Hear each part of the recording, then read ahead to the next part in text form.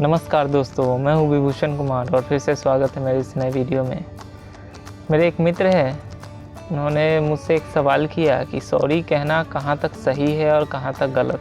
पहली बात मैं ये बता दूँ कि सॉरी कहना या क्षमा मांगना या माफ़ कर दीजिए, इस टाइप के वर्ड यूज करना, ये एक बड़ा ही क्रांतिकारी शब्द है। अब आप कहेंगे क्रांतिकारी शब्द मैं इसे क्यों कह रहा हूँ। क्रांतिकारी कहने का मतलब मैं थोड़ा बाद में समझाऊंगा, मगर सबसे पहले चीज़ों को समझ ले। सबसे पहले कोई भी व्यक्ति जब कोई गलती करता है या फिर उसे फील होता है कि ये मुझसे गलती हो गई और वो अपने अहंकार को, ईगो को, प्रतिष्ठा को, मान को, सब कुछ को एक परे रख के तब वो कहीं भाव आता है माफ़ी मांगने का या फिर सॉरी कहने का। तो सबसे पहली बात तो लोग माफ़ी मांगते नहीं हैं, और जो मांगते हैं वो बहुत बड़ी बात है। अधिकतर सॉरी वही बोलता है जो आत्मबल से भरपूर होता है, जो मजबूत व्यक्ति होता है, जो बलवान व्यक्ति होता है, सॉरी वही बोल पाते हैं।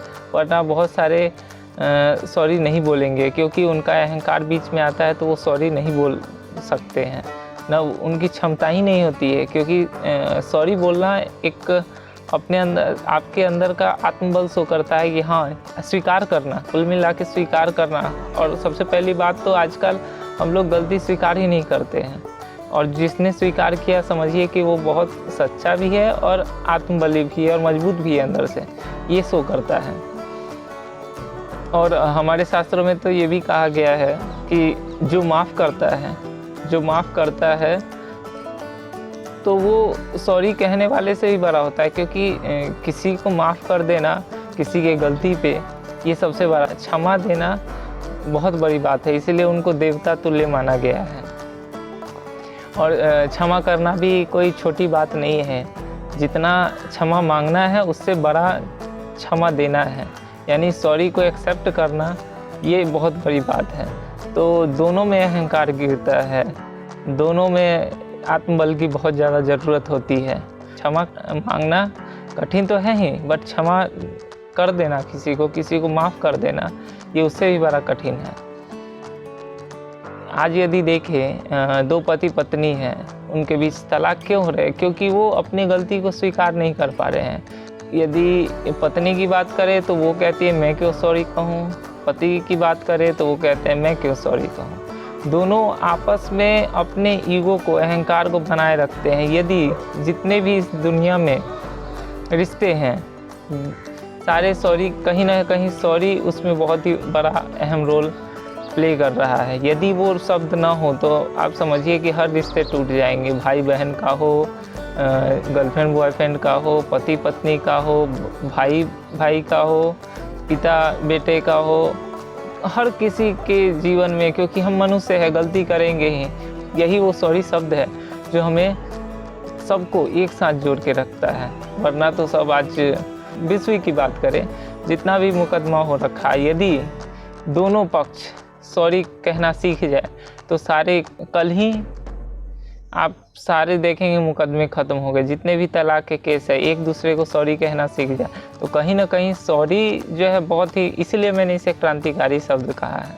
आज पूरे भारत में लॉकडाउन है और कई राज्यों में थोड़ी सी छूट दी गई है कि बहुत सारे प्रवासी मजदूर हैं जो बाहर में रह कर काम करते हैं, जिन्होंने इस पूरे, आप जितने भी मेट्रोपॉलिटन सिटी है आप उसे देख रहे हैं, ये सारे वही प्रवासी मजदूर हैं, उन्हीं के हाथों से बनाया हुआ है। जितनी भी बड़ी बड़ी इमारतें देख रहे हैं, बट आज उन्हीं का आशियाना उजड़ रहा है। कैसे? क्योंकि आज हमारे कोई भी राजनेता के अंदर उतना आत्मबल नहीं है, कोई भी इस सत्य को स्वीकार करने के लिए तैयार नहीं है कि कहीं ना कहीं सिस्टम में कमजोरी है। ये आज बिहार हो गया, यूपी हो गया, और भी कितने सारे राज्य के प्रवासी मजदूर अपने घर को जा रहे हैं, उनके लिए कोई सुविधा नहीं है। बच्चे सड़कों पे नंगे पांव चल रहे हैं, उनकी स्थिति दयनीय है। इसके लिए कौन माफ़ी मांगेगा? आज हमारे सारे नेता अहंकारी तो है, बट आत्मबली कोई नहीं है। आत्मबल किसी में नहीं है। कोई आके सामने आके माफ़ी नहीं मांग रहा है इस बात से। तो ये हमारे देश के लिए सबसे दुखद बात है कि कि हमारे सारे नेता आज अहंकार में डूबे हुए हैं, और अहंकारी आदमी कभी भी माफ़ी नहीं मांग सकता है, ये ध्यान रखें। जिसके अंदर अहंकार है, जिसके अंदर कठोरता है, जिसके अंदर दया नहीं है, वो कभी भी माफ़ी नहीं मांग सकता है। ये शब्द बड़ा ही अनमोल है, इसीलिए मैंने इसे क्रांतिकारी शब्द कहा। सॉरी बड़ा ही अनमोल शब्द है। यदि आप अपने जीवन में इसे अपनाते हैं तो आप भी सीखेंगे, कितने सारे कार्य आपके आसानी से हो जाएंगे। बस एक सॉरी ही तो है। आप अपने अहंकार को साइड में रखें, ईगो को साइड में रखें, फिर सॉरी बोले। क्यों नहीं एक्सेप्ट करेगा? वो करेगा। इसका मतलब ये नहीं है कि आप बार बार गलती करते रहें, चीज़ों को ना दोहराए। बट क्या होता है, कभी कभी अनचाहे कुछ गलतियां हो जाती हैं, तो उसका जवाब है सॉरी। सॉरी दिल से मांगे, आगे वाला भी एक्सेप्ट करेगा। आप कैजुअली मांग लेंगे सॉरी माफ़ कीजिएगा, उस गलती को फिर से वापस दोहरा रहे हैं, तो वो चीज़ अच्छा नहीं है। वो चीज़ कीजिएगा तो फिर तो सॉरी कहने का मतलब भी नहीं रहा। सॉरी को दिल से फील करके बोलिए, आगे वाला भी अपनाएगा। उसके दिल को कहीं ना कहीं आपकी सॉरी या क्षमा मांगना उसको लग जाएगा, तो वो भी क्षमा करने को तैयार हो जाएगा। इसीलिए मैंने इसे कहा कि ये बड़ा ही क्रांतिकारी शब्द है।